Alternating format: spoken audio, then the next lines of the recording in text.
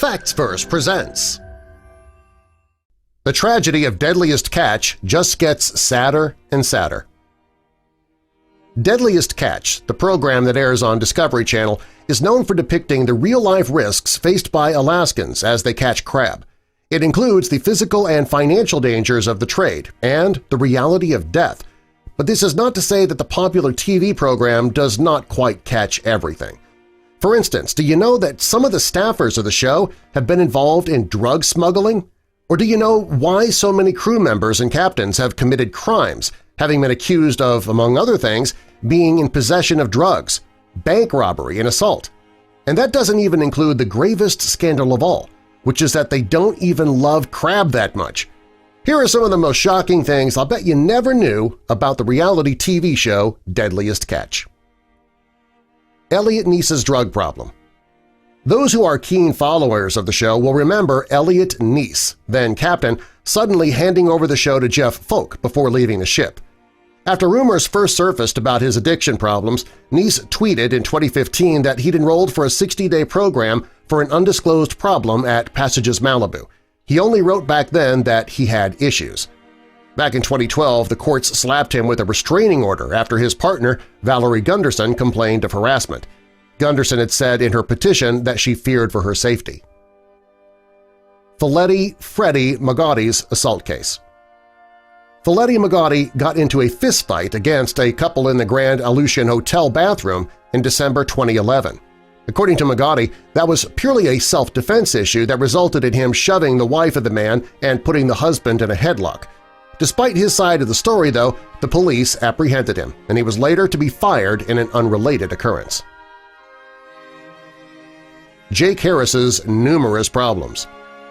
Jake Harris appeared to have a problem transitioning from a crab fisherman to a mega-reality star.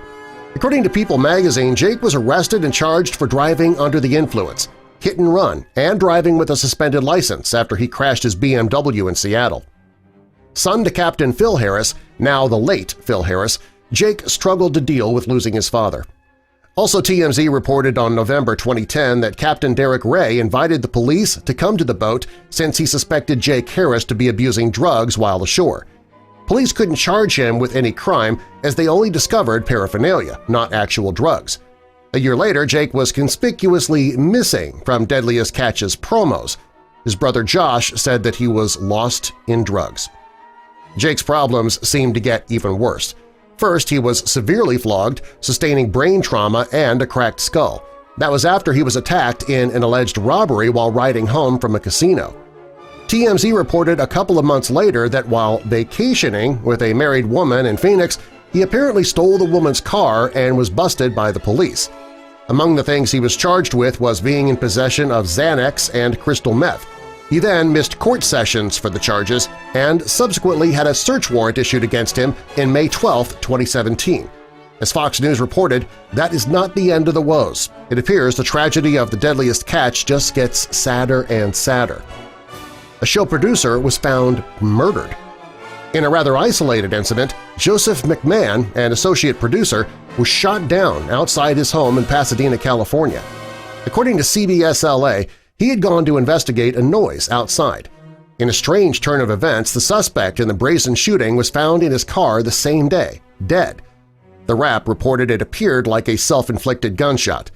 The relationship between McMahon and the person who allegedly shot him has never been made public as of the time of filing that report. Joshua thinks he's Billy the Kid. Joshua Tell Warner's crime makes others committed by the Deadliest Catch crew look like child's play. As CBS News reported, the police were on the trail of Warner for a series of Oregon robberies that happened between 2007 and 2009. Oregon security officers recognized him in 2010 during one of the Deadliest Catch episodes and issued a warrant of arrest for him immediately. He pleaded guilty, which reduced his sentence to 9.5 years from a maximum of 30. The crew doesn't love much crab. The obvious reason why they're not seen regularly sitting around a table enjoying the crab they catch is because after risking their lives to catch the crab, it doesn't make much sense to eat their profit. From the look of things, it might appear like all's well at the Discovery Channel's Deadliest Catch, but Behind the scenes, the cast at this popular TV program are involved in all manner of crimes and criminal activities.